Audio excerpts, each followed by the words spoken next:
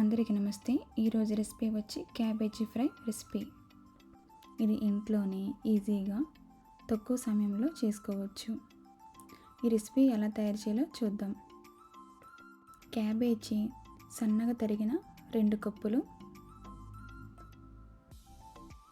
చూడండి, ఈ విధంగా సన్నగా తరగాలి. అలాగే సన్నగా తరిగిన ఉల్లిపాయలు,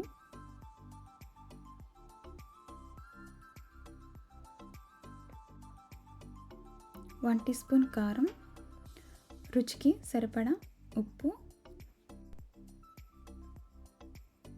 1 teaspoon garam masala, 1 teaspoon ధనియాలు జీలకర్ర పౌడర్,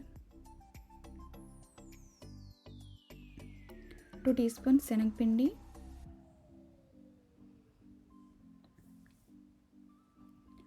2 టీ స్పూన్ బియ్యం పిండి, 1/2 టీ స్పూన్ కార్న్ఫ్లవర్.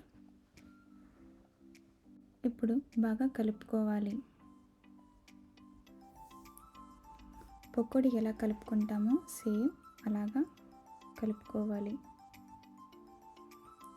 ఇప్పుడు కొద్ది కొద్దిగా నీరు చల్లుతూ పిండిని చక్కగా ఉండలాగా చేయండి.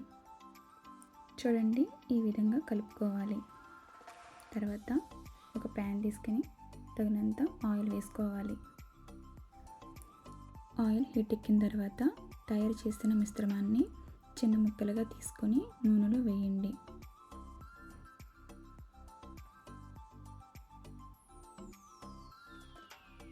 ఈ పకోడీని లో ఫ్లేమ్లో ఫ్రై చేయాలి. ఈ పకోడీలు బంగారు రంగు వచ్చే వరకు వేగించాలి.